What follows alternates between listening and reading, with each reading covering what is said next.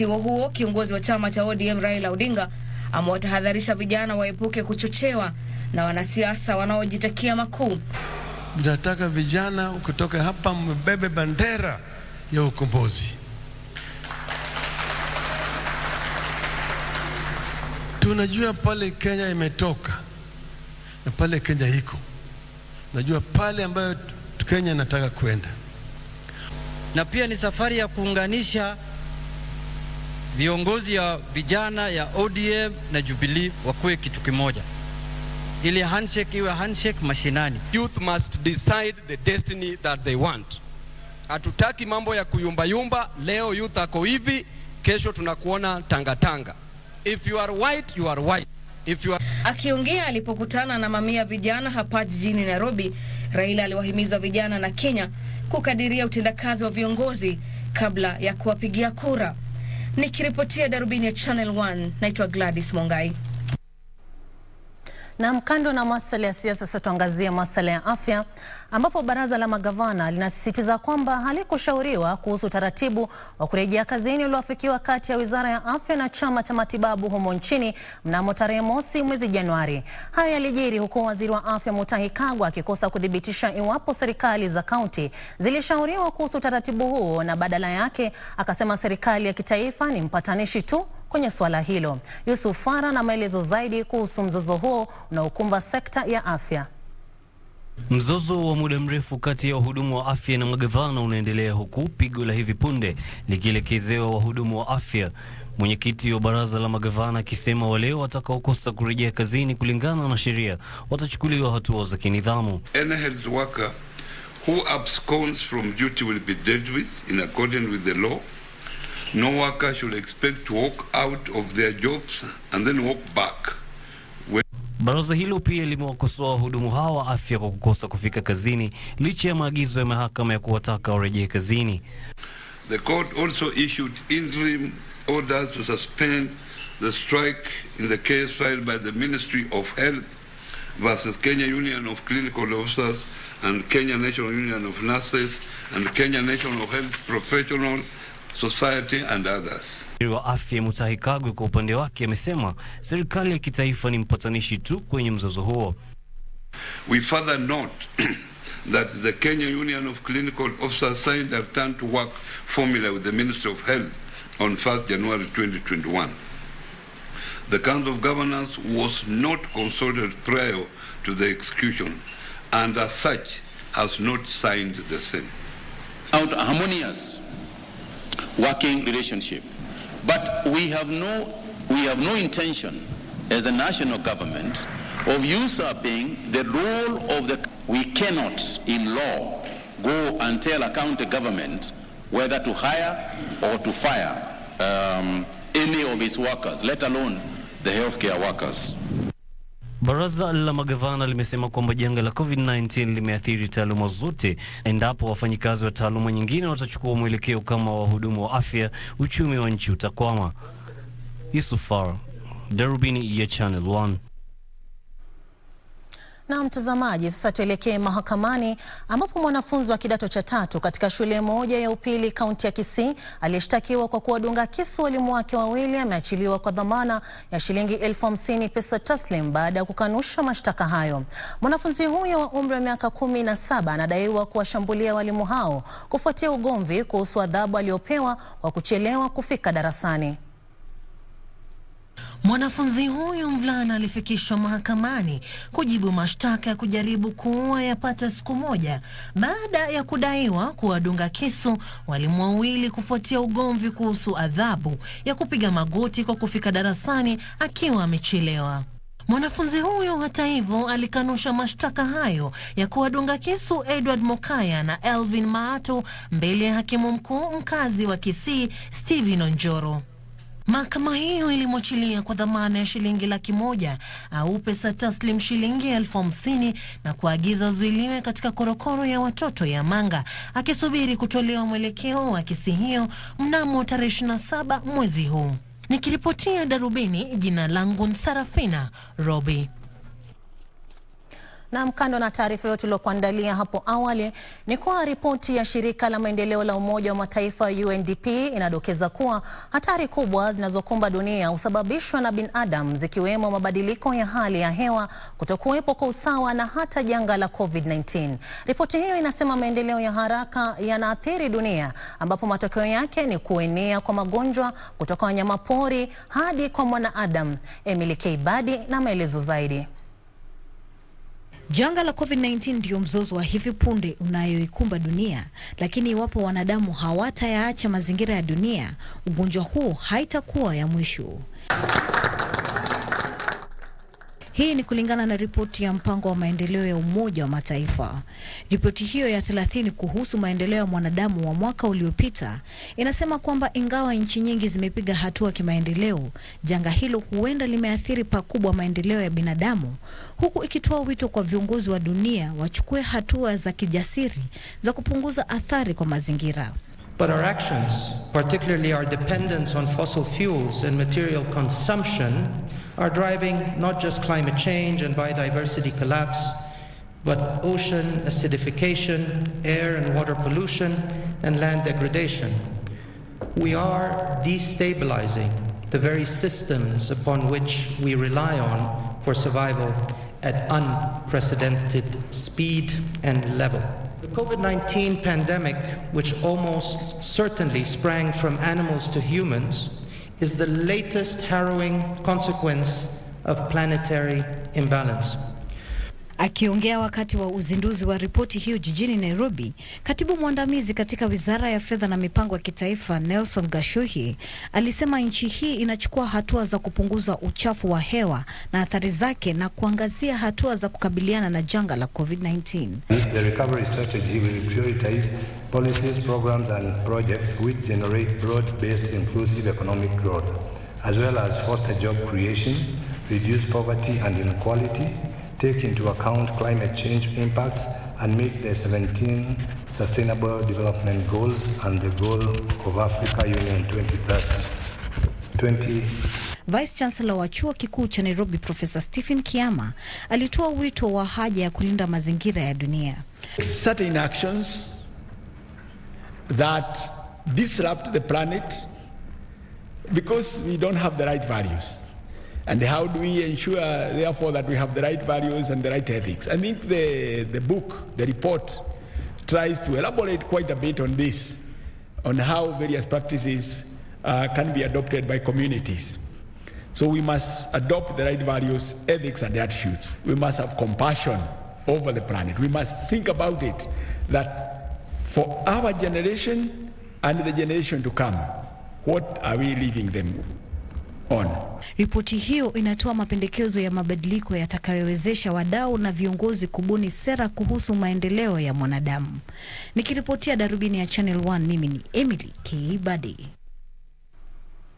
Na mtazamaji, kwingineko ni kuwa mchakato wa marekebisho ya katiba utaashiria kuongezwa kwa muda ambao mahakama ya upeo itasikiliza na kuamua rufaa za kupinga matokeo ya urais kutoka siku 14 hadi siku 30. Kwenye makala ya leo, ripota wetu Kevin Washira anaangazia kipengele cha 27 cha mswada wa marekebisho ya katiba wa mwaka 2020 kinachopendekeza marekebisho ya kifungu cha 140 cha katiba.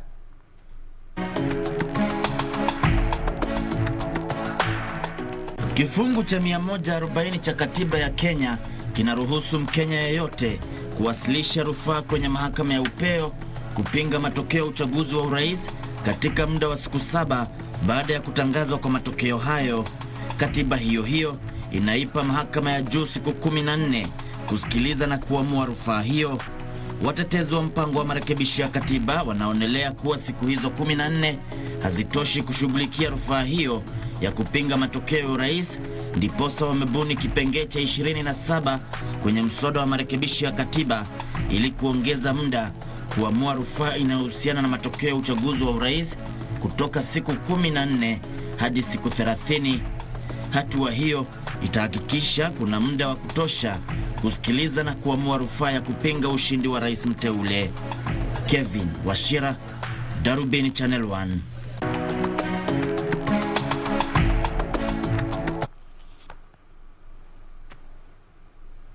Na mtazamaji, taslifu hiyo yake Kevin Washiri na tukamilisha awamu ya kwanza ya Darubini. Tunachukua mapumziko mafupi sana, tunarejea na taarifa zaidi, usiende mbali.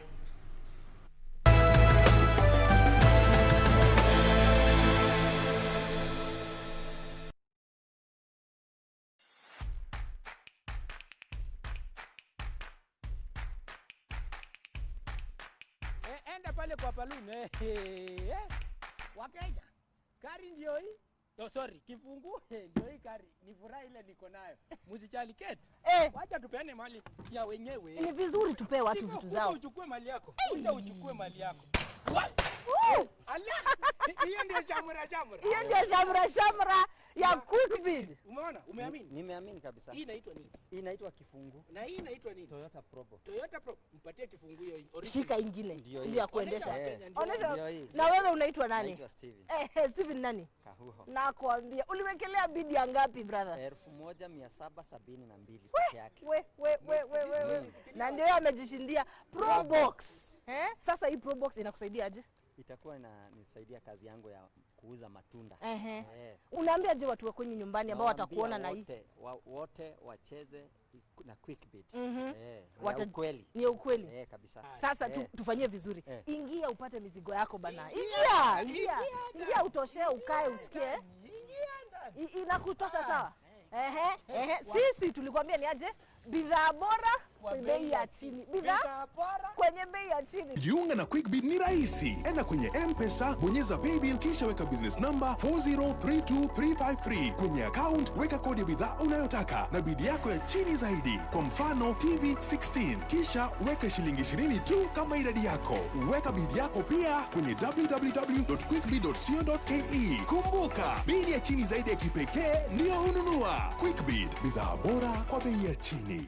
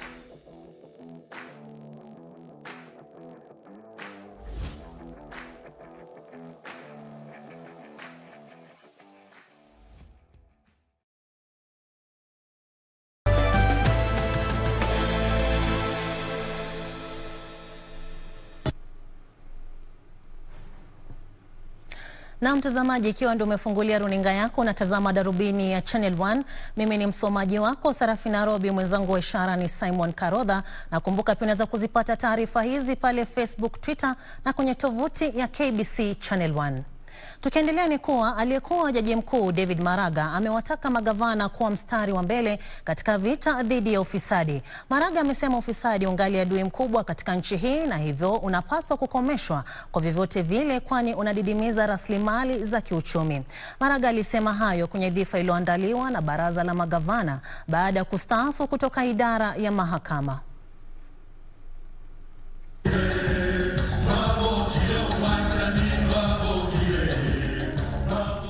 Jaji mkuu aliyestaafu David Maraga amewaambia magavana kuwa ni sharti watokomeze ufisadi katika maeneo ya magatuzi. Maraga amewaambia magavana kuwa ufisadi ungali kizingiti kikubwa zaidi katika ufanisi wa kiuchumi hapa nchini. The country loses at least 1/3 of the national budget to corruption. As a result, after paying salaries and defraying other aspects of recurrent expenditure, there is little left for development. What does that boil down to? Is the stagnation of the growth of the national economy. Magavana aghalabu wamekuwa wakituhumiwa vya kutosha kukabiliana na ufisadi katika maeneo ya kaunti. It is your responsibility to formulate appropriate implementing policies to equitably share the county resources to all parts of your various counties. Licha ya kupokea mabilioni ya pesa kwenye mgao wa bajeti kila mwaka, serikali za kaunti zingali haziwezi kuonyesha jinsi zinavyotumia pesa hizo. Are the heads of the county governments charged with the responsibility of formulating policies on the proper and the equitable utilization of county resources? As such, as county leaders, you are, in my view, under obligation to have as your top priority the anti-corruption crusade. You are, in my view, under obligation to ensure the frugal utilization of the resources placed in your hands. Maraga amesema Wakenya ni sharti wawe waaminifu katika kukabiliana na ufisadi, huku akiitaka idara ya mahakama kuangamiza ufisadi. Chama cha wanasheria hapa nchini wakati huo kimewataka magavana kutetea katiba kwa kutii maagizo ya mahakama. Nurses and the clinical workers have come to me. They have asked me to plead with you to see if you can obey court orders. If you do these things, amongst many other things, the rule of law and constitutionalism that Justice Maraga has stood for will flourish. You say that some counties, and you have mentioned a few, do not respect court orders. And also remember that as various governments have gone to court, including my own, and even Machakos plus others, and also they have received court orders declaring the strike illegal. And we are hoping that also the unions will have to respect that. Of course, we have not refused to sign if there is proper consultation. As a Council of Governors, we have no problem. But we have to engage all governors. We, as the Council of Governors, we cannot sign a financial commitment on behalf of other governors. David Maraga alistaafu Jumatatu baada ya kuhudumu kama jaji mkuu na rais wa mahakama ya juu kwa kipindi cha miaka 4. Jackie Wambiru, Darubini ya Channel 1.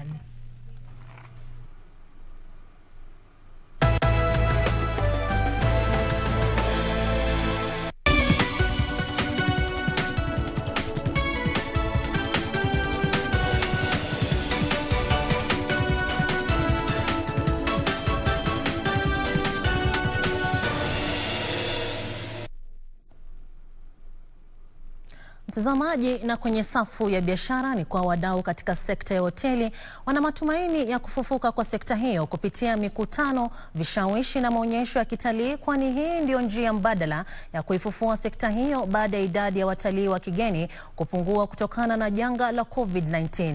Matumaini hayo yanatokana na ongezeko la maombi ya kutengewa nafasi za kuandaa mikutano kutoka kwa kampuni za humo nchini na za kanda mwaka huu. Taarifa kamili ni kwenye mseto wetu wa biashara. Msimu wa sherehe ulipiga jeki sekta ya utalii baada ya kuzorota kwa kipindi kirefu. Hata hivyo, wiki za kwanza 2 za mwaka huu, biashara katika sekta hiyo zimepungua kufuatia kupungua kwa idadi ya raia wa kigeni wanaowasili humo nchini kutokana na masharti ya kupungua msambao wa COVID-19 na ushindani mwingine wa humo nchini. Has started off very positively, and we are optimistic that the MICE industry should do extremely well this year if we as a country and as Kenya can really try to position ourselves well within the MICE business using the Kenya National Convention Bureau. Wakati huo, wakulima wa nyanya huko Rombo, Kajiado Kusini wanatoa wito kwa serikali ipunguze ushuru inaotoza bidhaa za kemikali za kilimo ili mbolea ya kutosha ipatikane katika soko la humo nchini na kuwachukulia hatua wafanyabiashara walaghai wanaouza mbolea na mbegu ambazo hazijaidhinishwa. Wakulima wanasema bila kuchukua hatua hizo, bei za juu za nyenzo za kilimo zitawafanya wapate hasara kubwa. So, kwa upande wa soko Kenya unapata tunaumia sana. Kama unapata Kenya nyanya inawekwa sanduku inawekwa sanduku kubwa sana, na unapata sasa kuna kuna history kama hizi gari kutoka Tanzania. Hizo gari kutoka Tanzania ndio zinaokoa sasa wakulima wa huku, kwa maana unapata wao watupi nyanya sana. Na kampuni ya Safaricom imetoa mchango wa shilingi milioni 17 kuwalinda swara 15 pekee waliosalia humo nchini wa aina ya Roan. Idadi ya swara hao imepungua kutokana na uwindaji haramu kwa nyama yao na sababu za kitamaduni, ukame, magonjwa, visa vya mioto na kuharibu mazingira yao kwa sababu za ujenzi wa makao na shughuli za kilimo. We determined that a sum of 17 million shillings would be sufficient. Number one, to extend the fence. And we're looking at a further extension of 8.6 kilometers.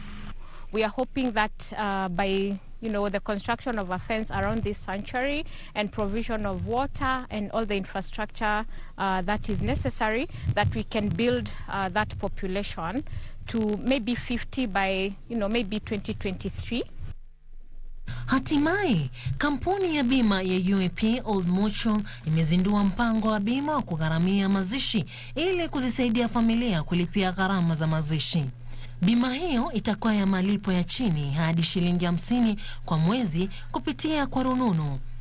Bima hiyo itamfaidi anayetoa malipo hayo na watu 5 wa familia yake na familia ya mjomba wake ambao ni mkewe na wanawe 4 au watoto 5 wa familia ya mzazi ambao hawajaolewa au kuoa.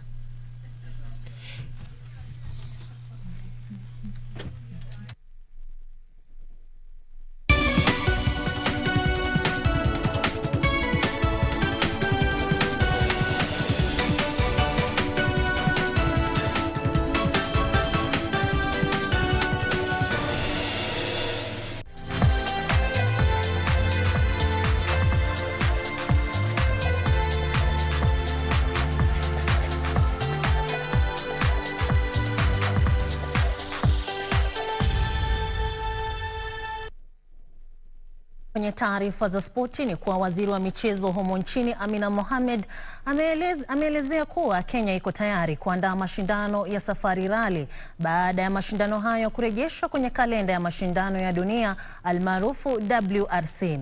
Amina amesema anatarajia mashindano hayo kuboresha utalii humo nchini licha ya janga la COVID-19 kusababisha makala hayo kuahirishwa kutoka mwaka jana hadi mwezi Juni mwaka huu.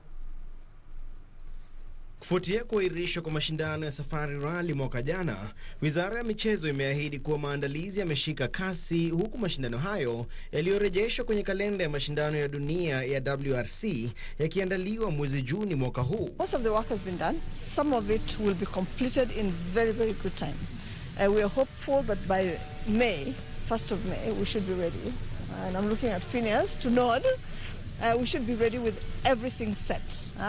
The simulations you've seen today, I indicate to you that our teams are really ready. Our safety, our security, our medical teams are ready to roll. And so we are at a very good space as we speak today.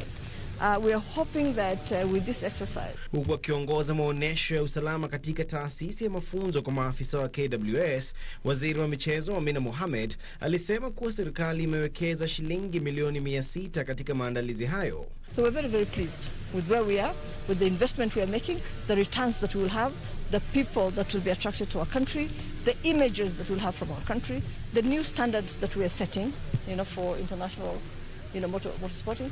It just shows the capacity that we have in our country, I think, the potential that we have to host many more events. And so we're all looking forward, we're all excited that this is going to happen this year and every year after that.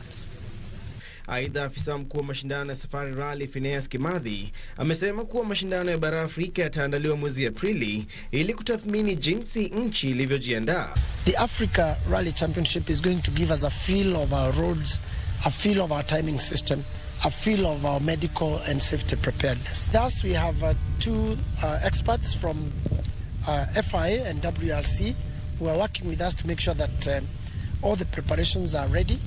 And we also have an expert in communications who's advising us on exactly how to carry the message across the world.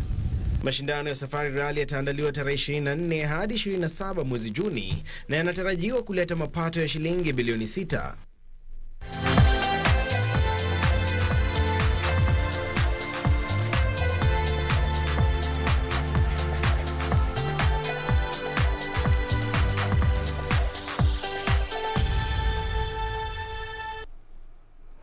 Na mtazamaji, kufikia hapo hatuna la ziada ila kusema shukrani za dhati kwa kuchukua muda wako wa dakika 30 kutazama darubini ya Channel 1 hii leo, wakiwemo Andega Melvin kutoka Ngong, Boni Wazee kutoka Kisii, Joseph Butorire kutoka Kampala, Githere Wanaruita, Meka Apur Millionaire kutoka Kisaju, Kajiado. Tunasema shukrani za dhati kwa kutazama darubini ya Channel 1. Nimekuwa msomaji wako Sarafina Robi, mwenzangu wa ishara ni Simon Karodha. Tilio Marko anakuletea hali ya hewa. Kuwa na usiku mwanana.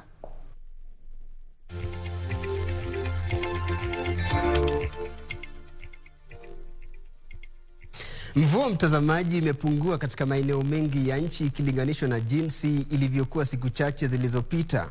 Shukran sana kwa kujiunga nami kwenye utabiri wa hali ya hewa. Jina langu ni Tilio Marko. Leo usiku maeneo mengi ya nchi kutakuwa na anga kavu, lakini sehemu chache za maeneo ya magharibi kunatarajiwa kuwa na rasharasha za mvua. Kesho asubuhi ni kwamba vipindi vya jua vitatawala kuanzia kaskazini mashariki, maeneo ya Mandera, Garissa, Wajir na Isiolo, hadi katika maeneo yanayozingira ziwa Turkana, maeneo ya Nyanza, maeneo ya kati, hadi katika mwambao wa pwani. Nyakati za alasiri ni kwamba vipindi vya jua vitaendelea katika maeneo ya pwani na maeneo ya ziwa Turkana. Jua kali linatarajiwa katika maeneo ya kaskazini mashariki. Maeneo ya Kisii, Kisumu, Kericho, Nakuru na Kakamega kunatarajiwa kuwa na rasharasha za mvua na ngurumo za radi. Tukiangazia viwango vya joto ni kwamba joto limeongezeka katika maeneo ya Mandera na maeneo ya Lodwar na kufikia nyuzi 37. Kaunti ya Nairobi itanakili kati ya nyuzi 26 na 15. Na mtazamaji, nimehitimisha utabiri wa hali ya hewa kwa sasa. Hadi kesho inshallah, na kuacha na utabiri wa hali ya hewa katika maeneo mengine duniani. Kwa heri ya kuonana.